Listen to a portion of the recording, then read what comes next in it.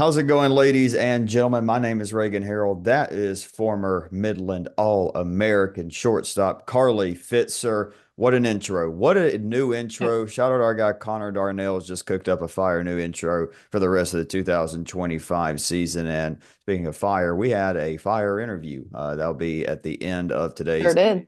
episode where we're going to have a weekend recap and a midweek preview. Unfortunately, a lot of games Sunday got canned, Carly and Gulf Shore, so we're missing a little bit of what we were hoping for that weekend recap. But a phenomenal interview with Coach Shanon Wathen of the Campbellsville Tigers to send people into the week. Yeah. Well, Carly, just in talking to Coach Watson, it's probably about what 35, 40 minute interview, solid interview. What were kind of your takeaways after talking with the veteran coach? Um, I think I really enjoyed just her her talking about like what's important to keeping her team grounded and successful and talking about the culture and just recruiting people based off who they are and not as much as talent. I mean, talent's helpful, but just kind of talking about how she calls them her girls and I don't know, I liked Coach Wathen and she was a great interview and very easy to talk to. Yeah, they're coming off a nice little weekend. They were looking forward to those games Sunday. A lot of teams had some big opportunities Sunday, but some people, some animals are very happy with the results in Gulf Shores. Marsh is 5-0. It's no longer just a little whim or anything. This guy is 5-0. We're actually going to, if you're getting sick of Marsh, I got bad news for you. We're going to start posting his Marsh's matchups like heading into the week. We are going. The first one is going to be massive. It is number one versus number two, Southern Oregon versus Oregon Tech. We'll save all that talk for next episode. Obviously, really excited for those four games next Saturday and Sunday. But Carly, let's talk about what happened in Gulf Shores and across NAIA softball this weekend. We'll start with the team that helped Marsh go 5-0. It is the Cumberland Patriots. They become the first team to get two wins for Mr. Marsh. But 3-1 for Cumberland's. Carly, we were texting back and forth. It was like the buzzer. There's no alarm buzzer. Phenomenal stuff against Mobile and LSUA, and then Houston Victoria. But then they settled in against Southeastern. All in all, a solid weekend for the Pats. 3-0 against top 25 teams. They win against Mobile 6-2. The Rams led 2-0 before Malaya Wilkins 3-run home run in the fourth. Amber Gaynor 2 for 4, double and a RBI sack bunt. Markayla Howell would top it off with a RBI triple. She would try to leg it out with a inside the park home run, but she was thrown out. Lindsay Shope, she only gave up the one earned run in the complete game. 6-2 win over the Mobile Rams. And then utter domination against LSUA. Talked a little bit with Coach Trent with the Generals, said just jumped all over them. And Carly Oliver, as advertised, he said made a couple nice plays over at second base defensively, and they loaded the bases in front of her. She hits the grand slam, 6 RBIs, 2 for 3 against LSUA. Amber Gaynor again. Amber had a huge weekend in Gulf Shores. What it'd be tough to say. I haven't looked at everybody's stats from Gulf Shores, but Amber Gaynor certainly could have been player of the tournament there. Jessica Cord, 6 innings, 3 strikeouts. So it's going to be pitched by committee with Cumberland's throughout the season. Of course, Shope is at number one, but they don't necessarily. I wouldn't say it's like okay, she's like boom, definitely number one. There's a lot of they have a solid rotation. We'll talk about that Houston Victoria game in a little bit, but they finished up 3-1, a phenomenal game against Southeastern. The lead changed 3 times in the first 3 innings, and then a big 6 inning where the Cumberland's Patriots would put up a 4 spot and take a 7-3 lead. Emma McDonald broke it open with a 2 RBI knock, and then a Southeastern Fire error.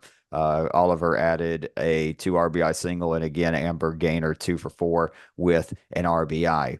But that was the lone loss for the Southeastern Fire. Again, they had a game scheduled against Texarkana, who we'll talk about in a minute. I really would have liked to have seen play out today. But Carly, Southeastern, we ranted about them. Was it last episode or episode before last? hmm and they had a nice showing in Gulf Shores, proving that they are one of the top 20 teams in the NAIA softball. Yeah, I mean, other than their loss to Cumberland's, they had three really good games prior to that. They handed Nelson University a 7-2 loss. Cassidy Moore, 4 for 4 with a double. Haley Bradley, 2 for 3 with an RBI. Leah Gonzalez added an RBI herself. And then Maria Zelenka in the circle with a complete game, 7 hits, 2 earned runs, and 7 strikeouts. Um, Another pretty one-sided win against Houston Victoria. Ella Brooks was 2 for 3 with 2 RBIs and a double. Rayleigh McKinney, 2 run home run. She had a great weekend too. I'll mention her here in the next game. Chapel Cunningham, 3 for 4 with a run. And then Eden Playa with the complete game, 6 hits, 1 earned run, and 4 strikeouts. And then Saturday, they started the day off with a win over Morningside, 7-1. Rayleigh McKinney again, 2 for 4 with a run, a home run, and 2 RBIs. Chapel Cunningham, 2 for 4 with 2 runs and an RBI. And then Ella Brooks, 2 for 4 and an RBI herself. Emma Vickers in the circle got the complete game, 5 hits, 0 earned runs, and 4 strikeouts. Yeah, look, they're still one of the fastest teams in NAIA softball. This is not the fastest Southeastern team we have seen, but they've added some really nice power. McKinney has developed into an integral part of the middle of that lineup, and like you mentioned, Chapel Cunningham, bunch there. Look, I'll stand on this. I think it's a top five infield in NAIA softball. It's up there with Southern Oregon, Oklahoma City, and Cumberland's. Honestly, that might be where I put them, maybe right there in that third or fourth range.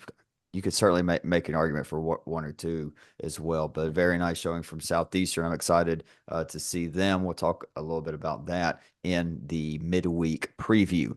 Continuing on, so we didn't really say how we're structuring this recap. We're just talking about some of the teams that performed really well in Gulf Shores, and we're going to go back and do like the Thursday, Friday, Saturday, Sunday.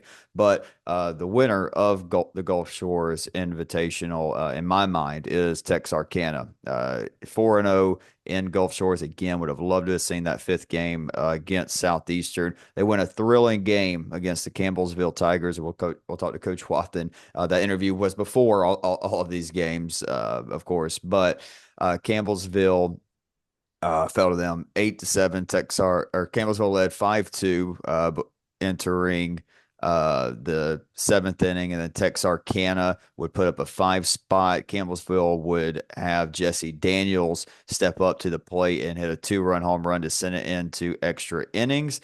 However, it would be Kaysen Morskich with the game-winning RBI, part of her 3-for-5 day. Madison Dingman, huge day for her against the Tigers. And look at these numbers. She goes 4-for-5, 3 runs, 2 stolen bases. On the year, Dingman batting .552. She scored 27 runs, has 21 RBIs, swiping a lot of bags there for Texarkana. Presley Humphrey added a 2 run home run as well against.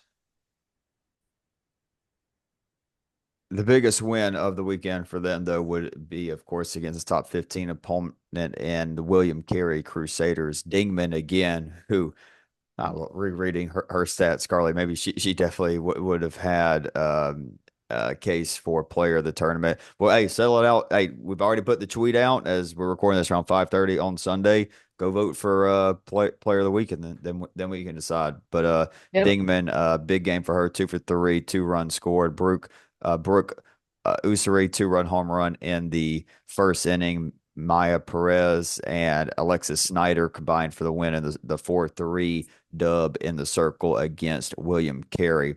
A solid win against the GPAC team there in Morningside. See, I'm repping some GPAC Northwestern swag. Yep. But it would be, I tell you what, Red River is shaping up to be one heck of a conference this year.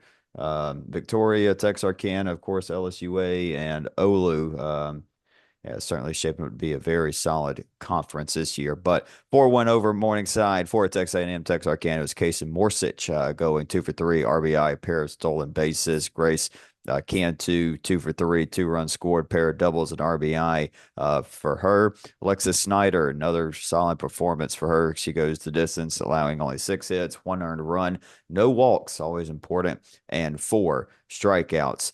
They almost dropped one at the end against Freed Hardman, who's struggling to start the year. Texas A&M, Texarkana led 4-1 before the Lions. Carter would have a bases clearing triple. Credit to Perez, who kept the game-winning run there. And instead of losing 5-4, they would score on a pass ball in the top of the eighth to take the game there. And again, got to mention these two names. Casey Morsich, 3 for 3, 2 RBIs. And how about Madison Dingman showing off she's one of the best leadoff hitters in NAIA softball, going 4 for 4, pair of runs scored. That's a great day at the plate for any leadoff hitter, Carly.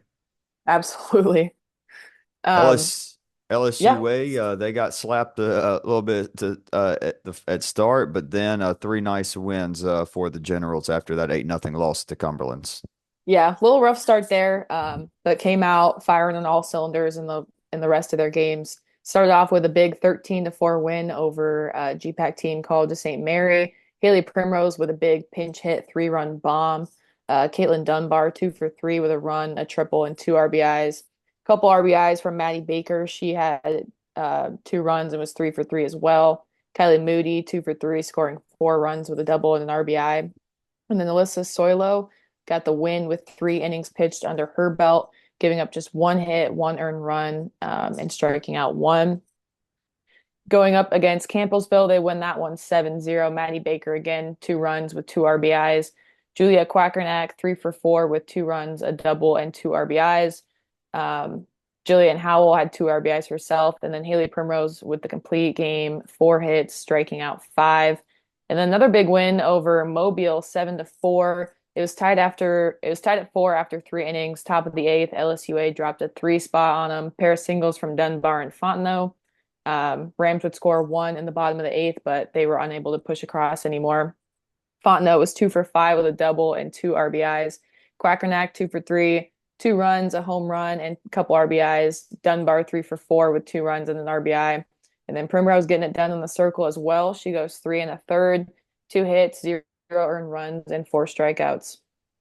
Hey, another team we got to give a lot of credit to if they're showing in Gulf Shores are the Central Methodist Eagles. Carly, like a lot of people were talking about rankings last week, especially with Central Methodist, but they go 4 and Yeah. 0. I think anything less than 3-1 would have been really tough look for them. I think 3-1 was what a lot of people were expecting for them, but 4-0 massive. Look at the three of their wins: 10-1 over Point, 7-0 over Thomas, and then 7-1 over Nelson of Arizona. And those are all dominating wins. But the big one, Carly, of course, was William Carey. That's the one everybody had circled for Central Methodist. They would go 9 innings, but they would win it 5-2. William Carey out hit them 17-12. But credit to some really nice situational fielding as well as situational pitching for the Eagles. It was Elizabeth Palumbo going 2 for 5 with 4 RBIs, three of those with the bases clearing double in the top of the ninth that ended up getting them the win. Credit to Cassidy Brent, Briley Ash, and Chloe Perkins, who combined in the circle for the win. Carly, leaving Gulf Shores, but staying there in Alabama, St. Xavier took on Yeah. Georgia Gwinnett, and it was like a top 25 team to me. Yeah, definitely deserving. After they split with GGC, they take game one, 1-0. The lone run came in the third. A little bit of a little base running on their side. Caitlin Wright would reach on a single to short, advance to second on a sac bunt. Roble would get on with a single and advancing right to third, and then Roble with an attempted steal of second, sending Wright home. That would be their lone run. Mallory O'Connor, though, 2 for 3. Caitlin Wright, 2 for 3 in that lone run of the game. And then Lily Strand gets the complete game with 3 hits and 7 strikeouts. Game two, a little bit different. Georgia Gwinnett bounced back. They got the bats going. They scored one in the bottom of the first, and then they controlled the game from there. Jane Hoover had 2 RBIs herself. Samantha Fadley with a home run, and then Sarah Russell and Anna Lackey. They each record 2 hits themselves. And Annalise Jarvis, 4 hits, 1 earned run, and 7 strikeouts in their game two of their doubleheader. Yeah, anytime you're able to put five on the board with Jarvis in the circle, you feel pretty good, even if she has a down day like that. Um, it's kind of crazy to say that. Yeah, not really a down day for some people, but Well, for her maybe. you go two perfect games against I guess Reinhardt's not in the top 25 anymore, but the PG against Mobile. But look, jokes aside, another phenomenal um doubleheader there in the NAIA softball world. Great performance from Jarvis, but of course, Lily Strand complete games, 3 hits, 7 strikeouts against this Georgia Gwinnett lineup that I think at this point, Carly, we have enough sample size to say this is definitely a better lineup than I don't know about two years ago, but definitely it's an improved lineup from last year. It is, yeah. I'm seeing a little bit more consistency, a little bit more runs crossing the plate, and it's good to see. Yeah, they're still dropping a couple of those one nothing ball games, but again, Lily Strand, phenomenal pitcher, definitely a name to look out for pitcher of the year in the CCAC. But wrapping up on Thursday, we had another top 25 upset. Concordia of Ann Arbor 6-0 over Bellevue. After Bellevue's picked up some nice wins down in Arizona, they get snuck by Concordia. Faith Crampton 4 for 4, 3 ribeye steaks put on the grill, and Paige Anderson a complete game, 10 strikeout, no walk shutout. Not bad against Have a a day. real, yeah, have a day. I mean, that's a great lineup too for Bellevue, team that's I don't know if a lot of people expected them to jump in the top 25 or at the very beginning of the season. Were of course receiving votes. I don't know if you would have had a lot of people saying they would be one of those teams jumping into the top 25, but after what they've shown in Arizona and Oklahoma, as well as some other games to start the year, certainly deserving for Bellevue to be in the top 25 despite that loss. A nice win for Concordia down in Arizona, where we've seen a lot of upsets.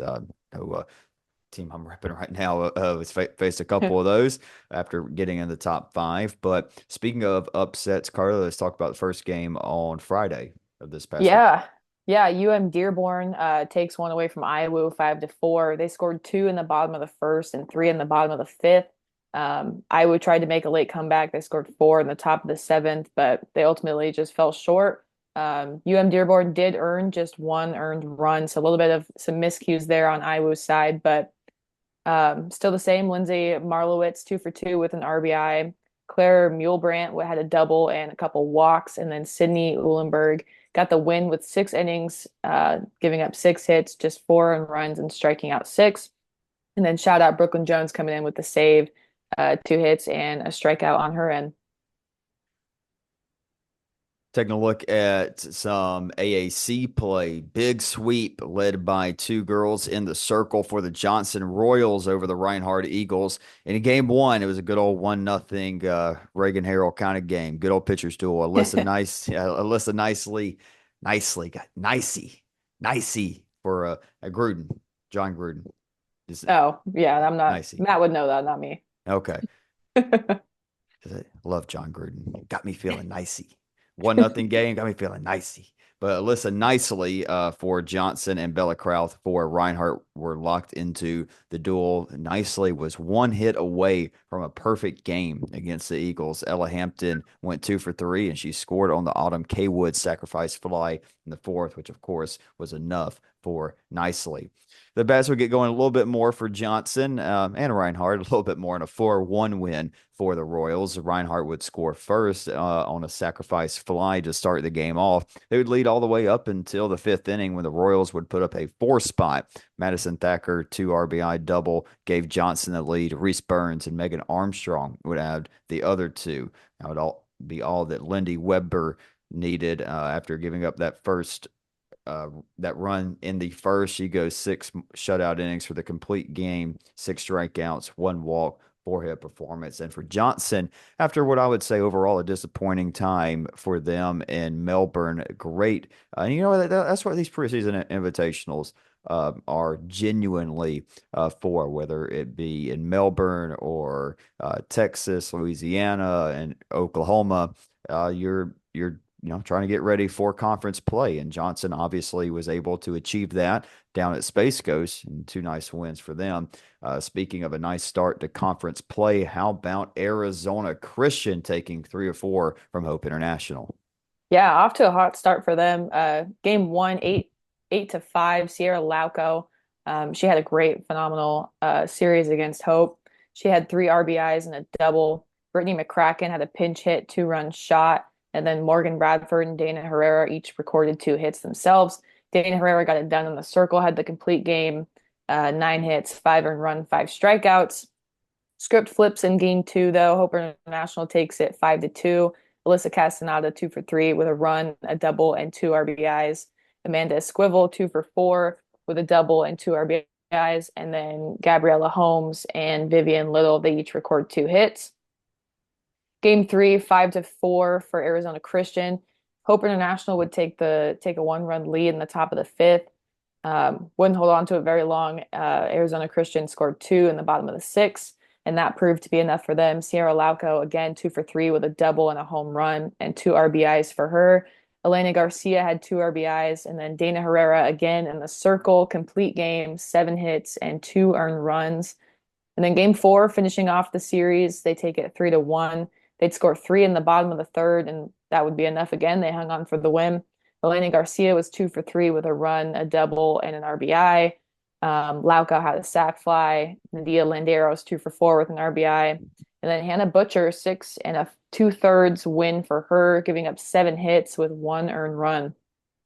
Yeah, I tell you, I'm really starting to like this 1-2 punch with Herrera and Butcher in the circle with Arizona Christian. I think it's something that can lead them through GSAC play and into opening round. I actually just texted Coach Maben. We'll see if he gets back to us in the next 15, 20 minutes or so. Probably not, but we'll see. I'm not sure for the GSAC if it's like the Cascade where the first 3 games count towards conference play or not.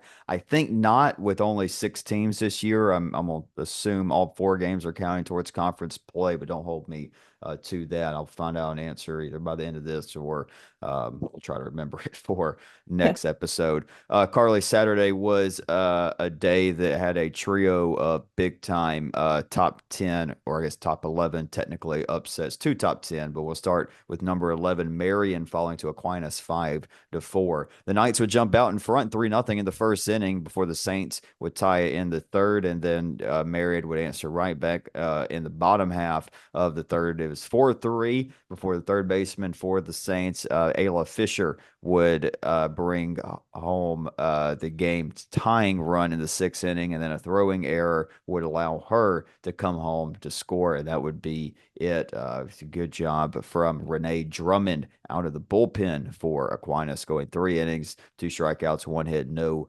walks. Love being able to get that out of the bullpen in a tight game. Carly, sometimes those games are back and forth, and you bring in an arm that just shuts the lineup down, and you're able Yeah. to take advantage. I mean that's massive. I mean that takes some guts. Yeah. That and it takes a little bit of weight off your shoulders. Absolutely. Well, you look at arguably the 2 biggest wins of the weekend, certainly of Saturday. Carly, how about the Friends Falcons 5-0 over Our Lady of the Lake? Yeah, Han Olu, their fifth loss, shut them out 5-0. They clung to a 1-run lead after the fifth inning. They would explode for 4 runs in the top of the seventh in their shutout win. Priscilla Moore, a heck of a day, 2 for 3 with 2 runs, a double, a home run, and 2 RBIs. And then Riley Wirtz getting it done on both ends, 2 for 3 with a run, a double, a home run, and 2 RBIs. And then had the complete game, 3 hit, 2 walks, and 7 strikeout performance. And they're a pretty big one over Olu.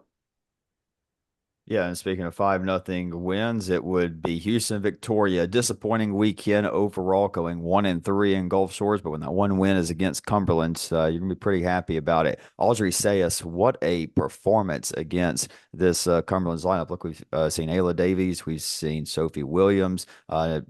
Neither of them were able to do what Sayas did, which is go the distance, shutting out the Patriots lineup.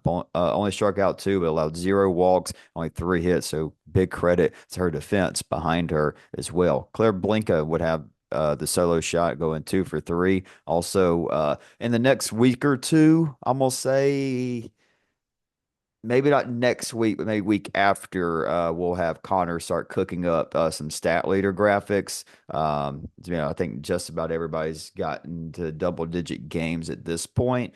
So maybe this coming up. We'll see. We got some content plans coming out for this week. Don't want to spoil anything, but it might. Surprise, surprise. We're going to be hyping up that Oregon Tech Southern Oregon game. It's next weekend. I mean, Carly, it's the first I time mean, I've why seen it. not? Yeah, it's the Yeah. first time I've seen one versus two in the regular season Yeah. like this. So obviously, very hype. One more down in Gulf Shores, Middle Georgia, tough weekend for them, Carly, but 7-5 win over Houston Victoria. Yeah, down a couple runs in the fifth, or in the sixth, they explode for 5 runs, which would ultimately be the difference. Mel Bullock was 1 for 4 with a run and a couple RBIs. Great game for Madison Cosgrove, 3 for 4 with a run, a double, and an RBI. And then Madison Riggins getting the job done in the circle. She goes the distance, giving up just 7 hits, 5 earned runs, and striking out too. I was trying to find because main one I was wanting to watch or keep up with Sunday with all the games getting canceled in Gulf Shores is Midland Aquinas, but I saw the final was 2-1. I didn't get the chance to. I don't see any Um, stats. okay, yeah, the final was 2-1. I do know that. Well, don't keep They us guessing who won. Aquinas. Good for them. Good for them. Top 25 win for them. We'll talk about them here in just a second, Carly, but let's look at some of the games.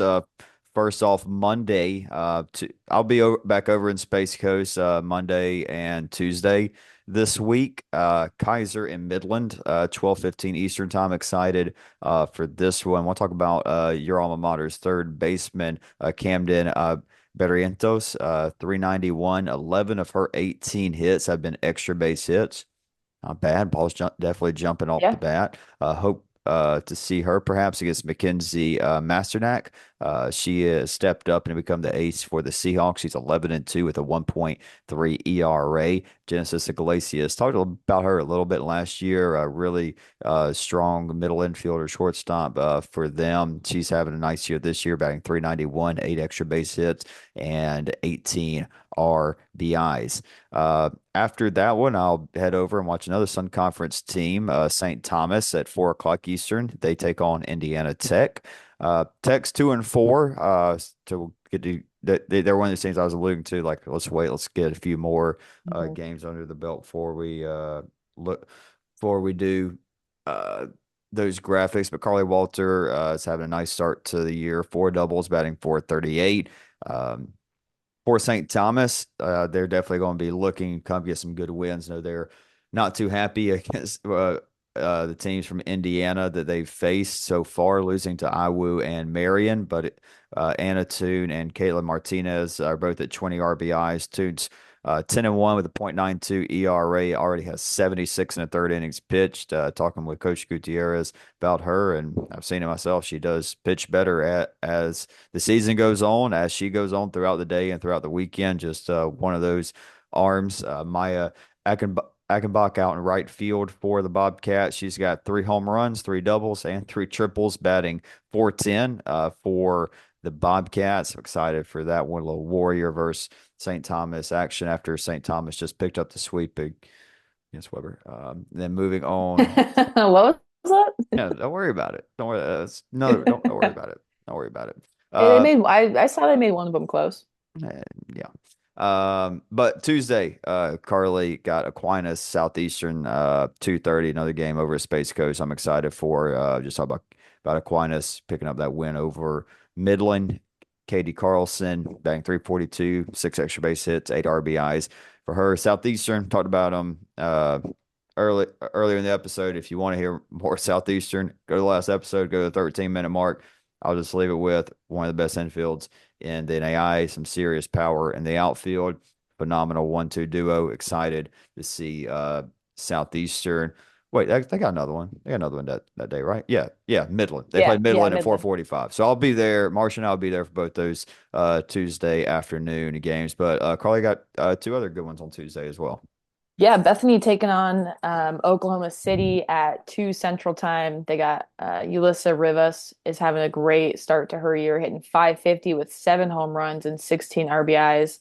Chantel Evans is hitting 553. She's got 9 doubles under her belt.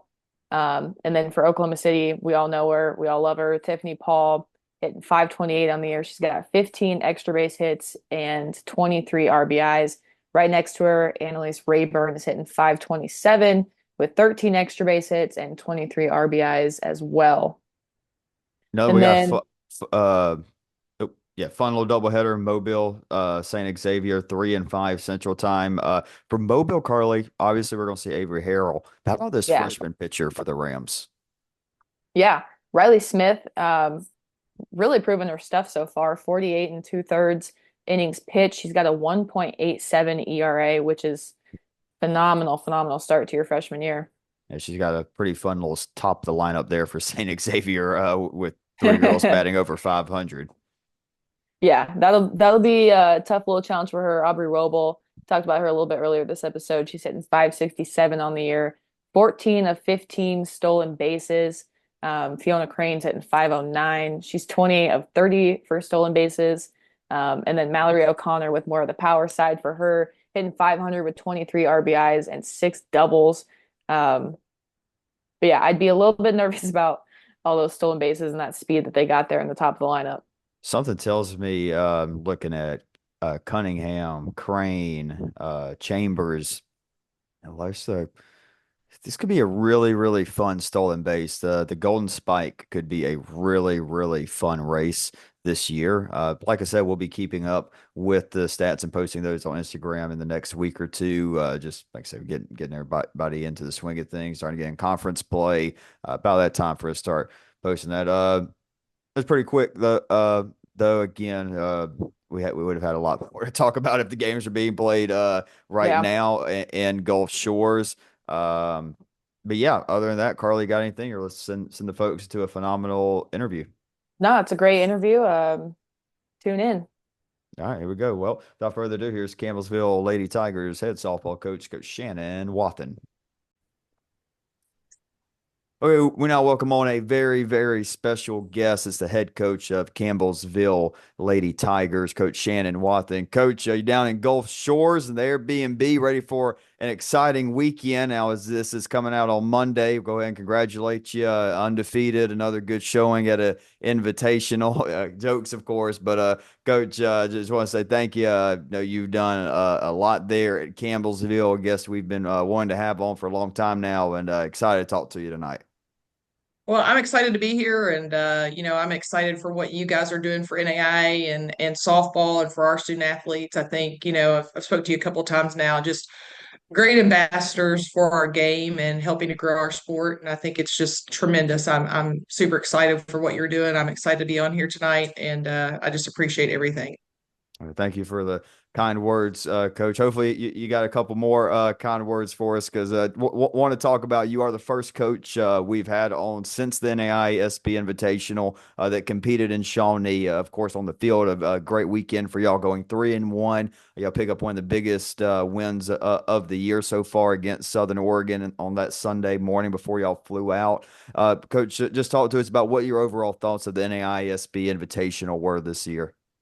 I thought it was well ran. I thought the facilities were nice. They were super nice in Shawnee. I think that facility has so much room for growth too. I think it's just a good spot. I thought it was just the facilities in general, the turf and everything were really top notch. I just think over 20 something years, what you guys are doing is really special, really for our student athletes, and just kind of shining a light on them that they deserve. And that we have, you and I spoke about this, but there are some really talented student athletes and kids at this level, and they're competing at a high level. I thought it was, tremendous to be able to see so many great teams at one facility early in the season. We've been to a couple really nice, invitationals, but it's hard to draw East Coast, West Coast and find a spot where everybody can kind of make it there and get there. So I was really excited to be a part of that. I want to thank you guys for inviting us to be a part of the first one there. And, we hope to be a part of a couple of the future, but, I just thought walking around the park, just the athletes that were there, in February, getting a chance to play each other and just kind of seeing what talent's out there, was just really exciting. And, I was happy for our kids and just for our sport in general. Yeah, Coach. I walked away from it knowing, I mean, I picked the 21 teams, or had heavy influence in picking those 21 teams. I should word that.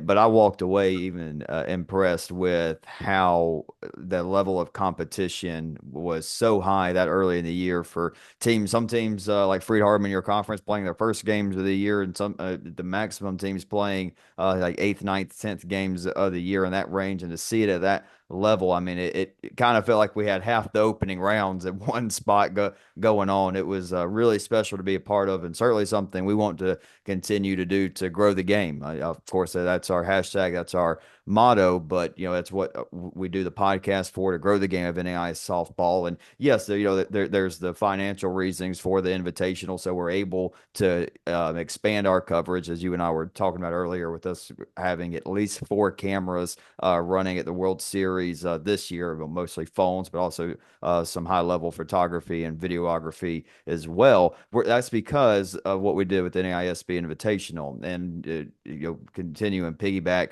on that. Having those matchups, y'all versus Southern Oregon, Cumberland's playing USAO, Oregon Tech, Oklahoma City, and many other that were there that happened in Shawnee. That's what we needed.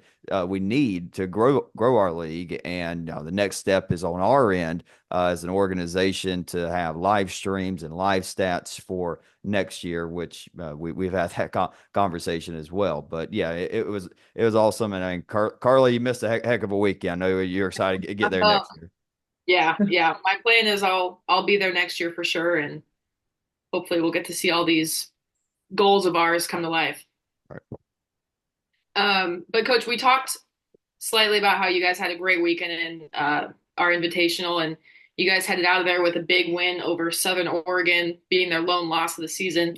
What did that win mean to your program, and what was your message to the team after that win? I think it's just really a stepping stone for our program right now with where we're at. We've been a top 25 team, and I think that we've kind of dropped out, but just kind of getting our kids geared up for this season was just, really being a little bit blue collar, going to work, trying to make some adjustments, see early where we have some kids at. But no doubt it's a great win. They're a great program, just does a good job there. And I think kind of piggybacking off what you and Reagan were saying, I think it really just kind of shows the parity in our sport, how much growth we've had in the last several years for different teams to get out and be able to play. We've never played any teams from the Cascade until postseason in 20 something years that I've been here. And so to be able to play those teams early in the season, and I think it shows Raiders, I think it, shows where we need an RPI, which is something I'm a little passionate about. This is the first year I haven't been a Raider, but I think it just shows that there's a lot of parity out there, and there's a lot of growth within our sports, and there's some programs that just maybe don't have some of the opportunities with coaching changes at our level. And I've been fortunate. I've been at Campbellsville for 25 years with the softball program. This is my 22nd season, but we're able to fundraise and fly out there and be a part of this. And I think that's really important to be able to shine a light on that and provide teams that opportunity early. So no doubt it's a big win for our program. They're a phenomenal team. And but we're just hoping to just get a little bit better every day and continue to take some step forward. We've got some young kids. We brought some JUCOs in to give us a little bit more depth. So, but just it's a win early. There's a lot of ball left to be played. So I think that's really kind of the most important thing that we're trying to sell our team, and getting them to buy in and doing the little things at a high level, and what it takes to be successful. Coach, you mentioned there about the parity in the sport, and you've been with the softball team for 25 years now.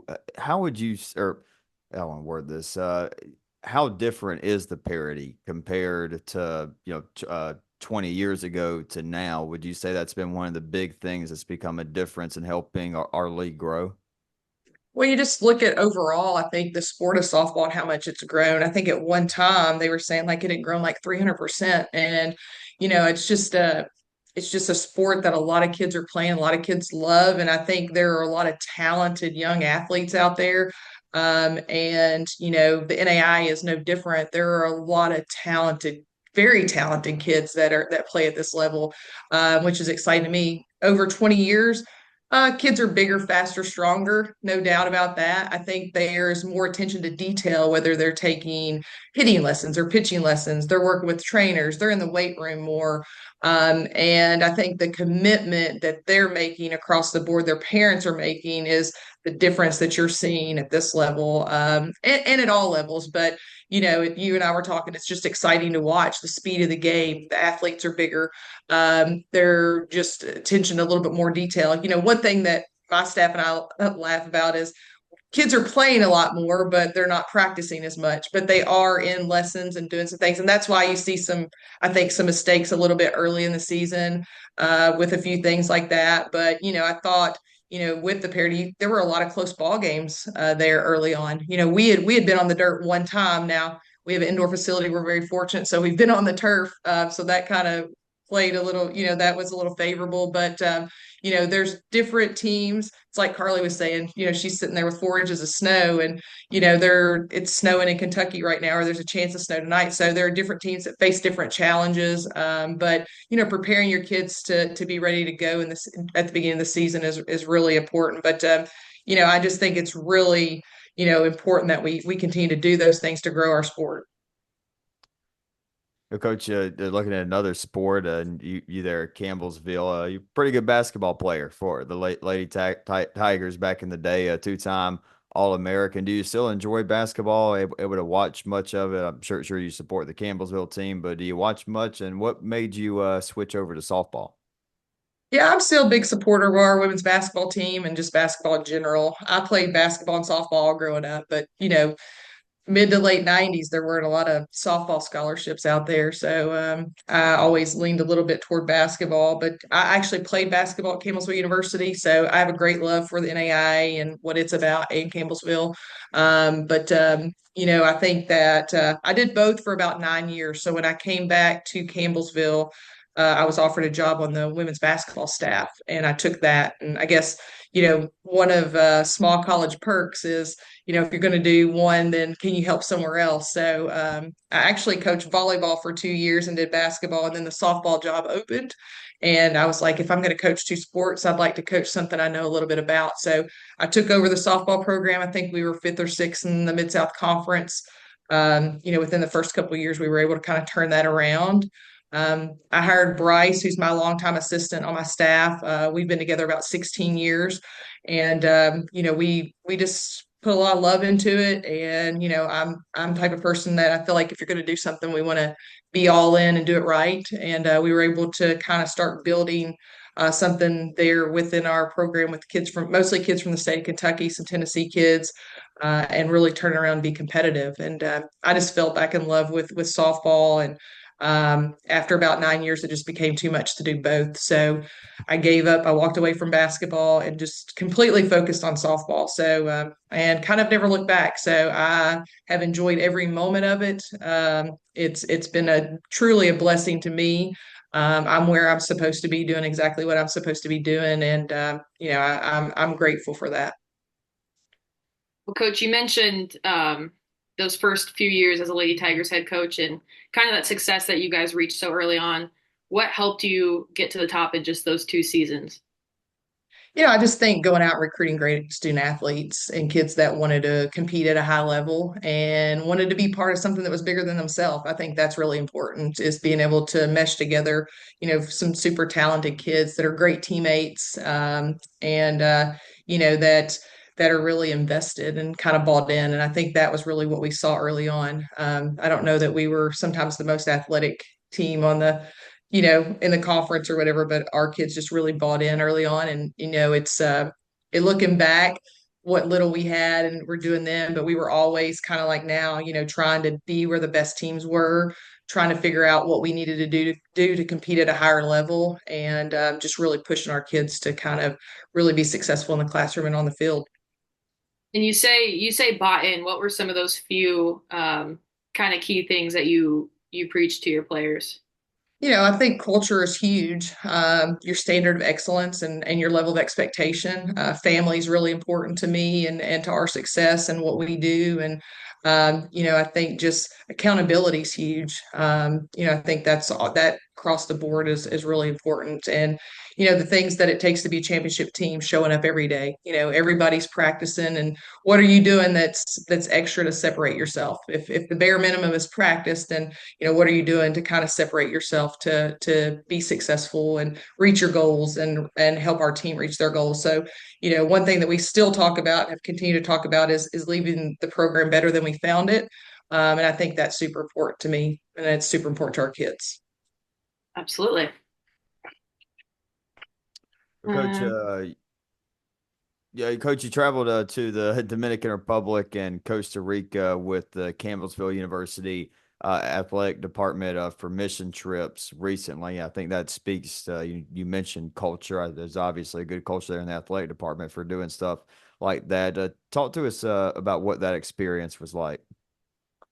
Our athletic director, well, he's not our athletic director anymore. He's moved on to a different role, but Jim Hardy kind of spearheaded those two trips to the Dominican and Costa Rica. And y'all have done your homework because that was about 10 years ago. So, but that we still continue to do those, but those were the two that I were a part of. We just kind of tied in, some things with athletics. We did some softball, baseball.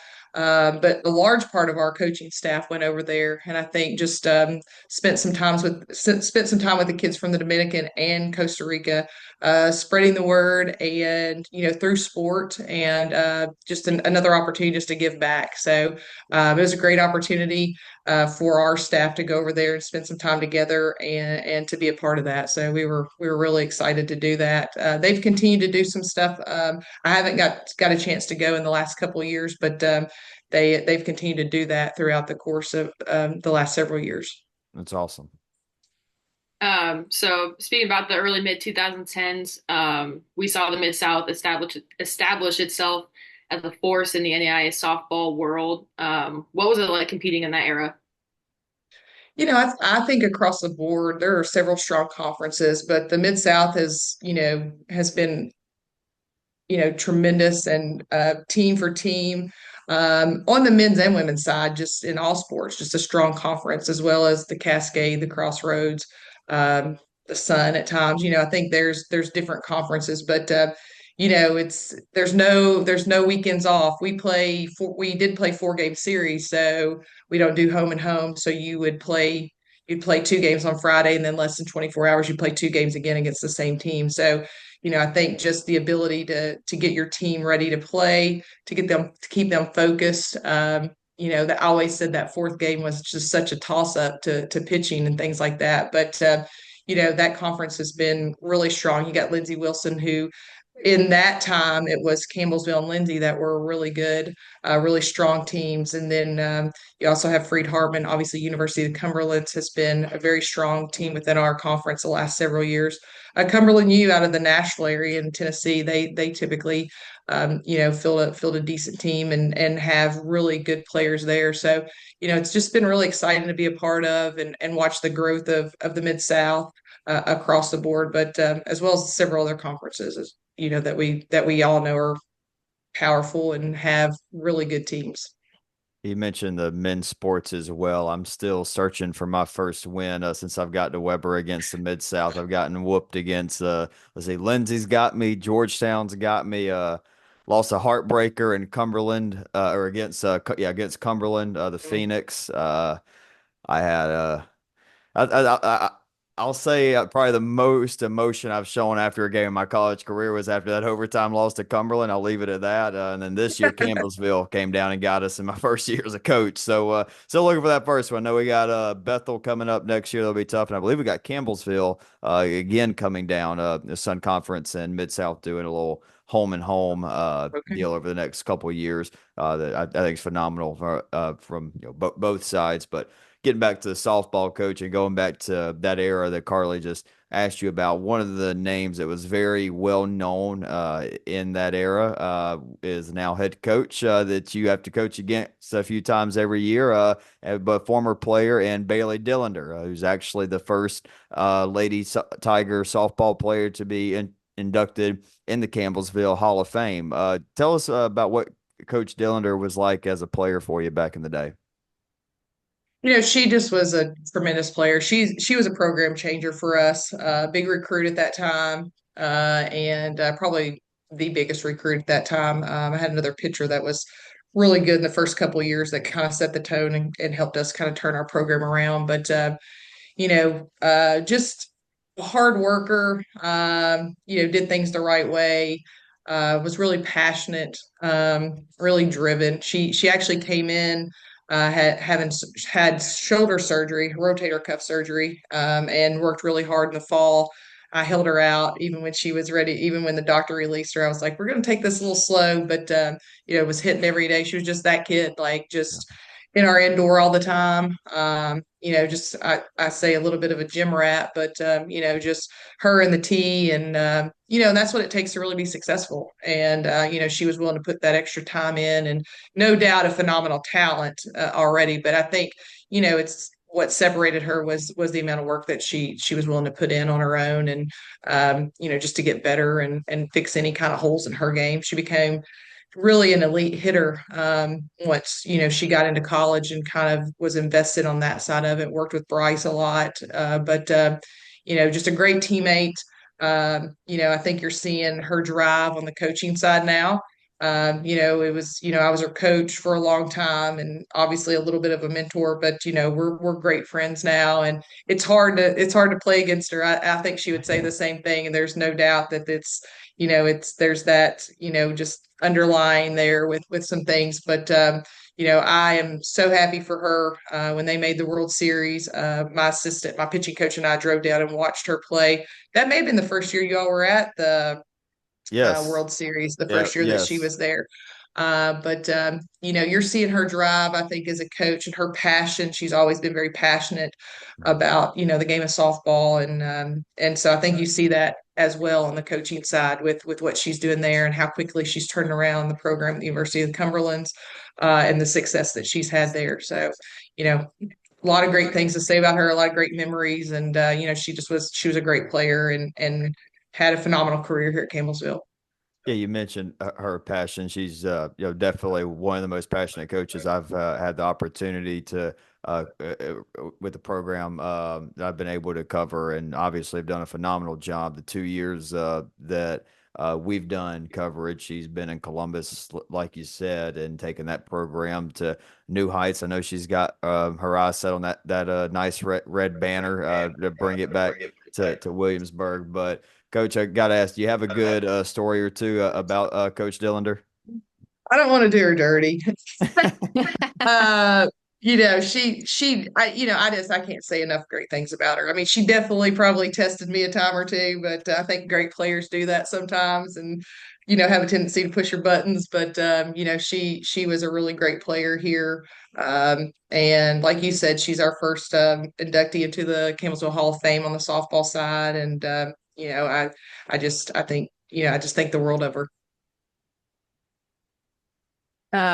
So coming back to your team this year and where you're at right now, you're down in Shores. You're going to face Texas A&M, Texarkana, Middle Georgia State, LSUA, College of St. Mary, Texas A&M, San Antonio. Quite the list. What are you looking forward to from your team in these matchups? I just think we just want to continue to grow and get better and kind of see, where our kids are and, what our best kind of nine is. So we're pretty deep this year. So we've been fortunate to play a lot of good kids, a lot of kids early on within the season. Our pitching staff has been the question mark. I think, we've typically swung it the last couple of years. I think defensively we're better, but, still some room for improvement. One thing we took a one on the chin. Faulkner got us yesterday, but I think the biggest thing coming away from that is just like playing every pitch, being where your feet are. I think that's really kind of the biggest thing with this group is not letting up on some plays. We had a couple instances yesterday that we went back and talked about just where we just kind of let up, where we had a chance to kind of take control of some situations and the game, and just didn't do it. So I think that's what separates good from great, right? So I think that's where we've got to continue to get better. If if we want to be good, then we're doing some things really good. But if we want to be great, we've got to raise our level of play. And that entails doing the little things at a high level, and just being hard nosed and gritty. So that's kind of what I want to see from our team. Just continue to raise that standard of play and what's acceptable, and what we want to, what kind of product we want to put on the field and leave on the field.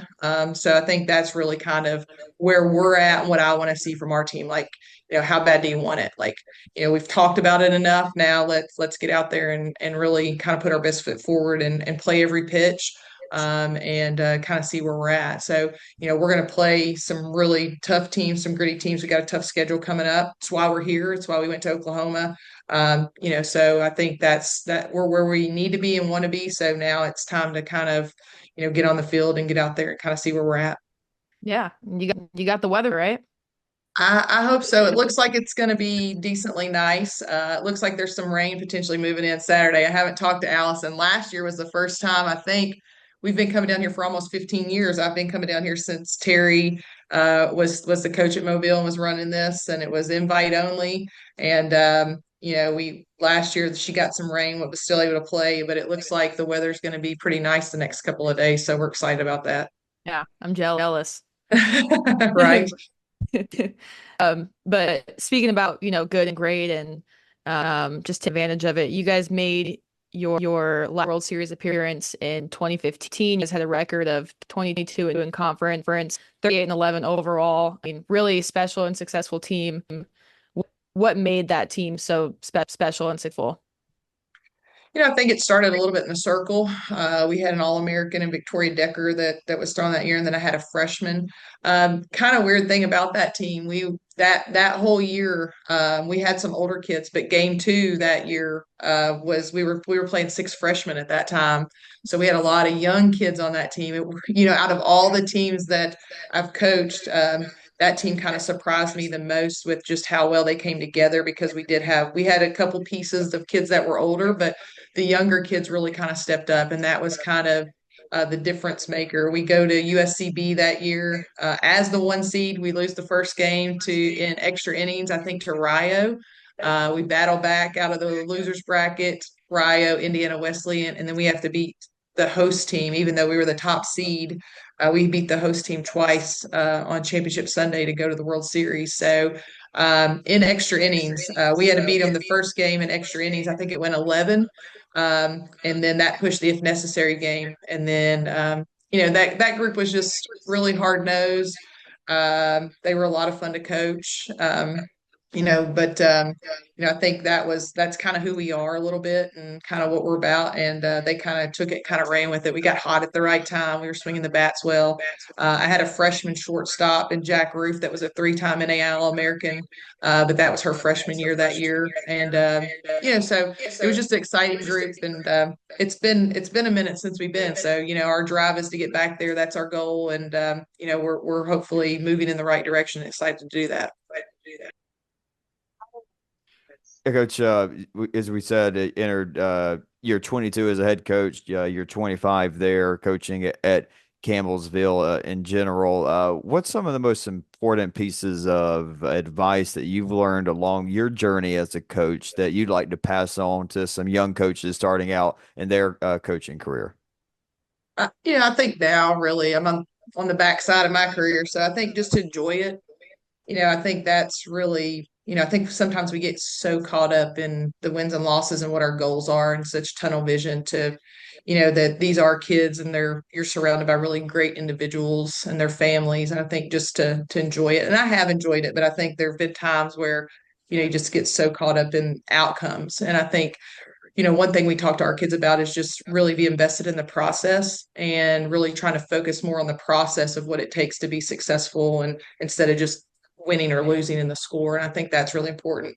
We talk a lot about trying to be where our feet are and just enjoying that moment. I think, in today's world with social media and cell phones and things like that, it's really a challenge for our kids to be able to do that. And, I think if I could go back and do some things, I'd probably just take a deep breath and, try to really relax and enjoy some things along the way. I think we get so driven and we're so goal oriented. Where most coaches are type A, and we want to have control over everything. And I think just those are some things that I would just encourage younger coaches to do, or maybe just even my younger self a little bit. I've had the privilege to be at Campbellsville for a long time and have been very supported there, and we've had a lot of success. And yeah, so I think those are just some really important things, and very simple things, really, just to be a part of it. Awesome. Yeah. And, um, like you said, I think that's some great advice. I try to think about it every now and then. It's like we're competitive. We have goals on our end, and obviously a lot of coaches have big time goals as well. And you got to stop and smell the roses every once in a while, or else you're just going to look up and dang, we're at all the time flying and everything. But Coach, we got one last question for you. We were talking about before we got on. Carly's been a great addition last year and into this year, but something she's brought on is very important. Final question. I'll turn it over to my co-host to wrap it up. One of my favorite questions and something I'm always really curious about. What is your go-to gas station order on a road trip? Go to gas station order. Whew, probably some Cheez-Its. I don't know. Kim always likes to laugh at me because I sometimes get some random stuff. I like peanut butter M&Ms. Those are one of my new Mm. favorites. Oh, Big sweet tea drinker, probably too much, and Propel. So, but yeah, I mean, it's always something random. But those are kind of my two staples right there. Kind of try to stay in my lane sometimes. you get the regular Cheez-Its or you go white cheddar, pepper jack, extra Just regular. toasty? I do Regular, like the extra toasty. right? Coach, I tell you what, whether you're in Columbus this year with your team playing, hopefully, or you come down just to watch some good softball, let me know. Like I said, my parents' house right down the road. As a guy from South Georgia, I pride myself in my sweet tea. All If right. you don't mind a little, I put probably a little too much sugar in there. I like it a little extra sweet, but I do pride myself in my sweet tea. I'll be sure to bring you a jug of it Well, I when appreciate that. I Columbus. hope we're there playing. And I just want to say again how thankful I am for what you guys are doing and being such a great ambassador for our sport, for NAIA softball, for our student athletes. And I think it's a tremendous that you're giving back, probably more than you're receiving sometimes. And but I think this is where it starts. It's an elite platform, and I think that you're showcasing and the elite athletes at our level, and the talented kids that we have. And I am, for one, grateful for that. I know there are a lot of coaches saying a lot of great things about what you're doing. So I implore you to continue to do what you're doing, because we are all super appreciative of that. And, I just want to say thank you for that. Well, thank you for Yeah, saying that, thank you. Coach. I'd have to disagree a little bit on the we're not getting as much back. I don't want to speak for Carly or anybody else in the organization, but I can speak for myself. What we've gotten back, just to have the ability to now look at this as a legitimate career choice. To be able to cover this league and display the athletes, and there'll be other things that I do also. But as we talked about earlier, and as I've said numerous times, and each year I solidify this more and more. I don't want this to be a flash in the pan or something people talk about years down the line, like, oh, you remember that podcast that was cool for 3 or 4 seasons or whatever. I mean, this is something we're looking to establish for a long term here, and with Carly and I being the ones covering the league. And I'm sure eventually one day there will come along somebody maybe younger and hipper, wanting to do whatever the social media world does eventually. And if that time comes, we'll look at those options. But no, this is not. That's a long, long way away. I promise that. But no, it's been a blessing. And another aspect of it is us being able to travel the country, being able to do this. I mean, being able to go up to Cumberland's last year, Georgia Gwinnett 2 years ago, Oregon Tech for their conference tournament, Carly getting to go to the Heart of America tournament. We have some other things in place. We got to keep a little behind the scenes right now for opening rounds, and conference tournament wise. But another year of being able to do that is something someone in our age group can only look at it as a blessing. Obviously, Carly's got a great passion for the game as well. That's been with her for, I mean, pretty much all her life. And for me, Yep. just as we talked about, as as many people know, my story with this being this being my third year in softball at all. It's just been an absolute blessing. Coach, again, thank you for your time. No, it's getting late. Y'all got some big games this weekend. So good luck. If you got anything else, let you have final word. If not, we'll go ahead and send everybody into our midweek preview as we just did. We're recording this on Wednesday night before y'all play the games, but we'll have our weekend recap, and then we'll have the interview with you, and then we'll send the folks into the midweek recap. But any final words, Coach? I appreciate it. Thank you all for everything. Awesome, man. All right, now we'll kick it back over to Carly and I to give you all the midweek preview.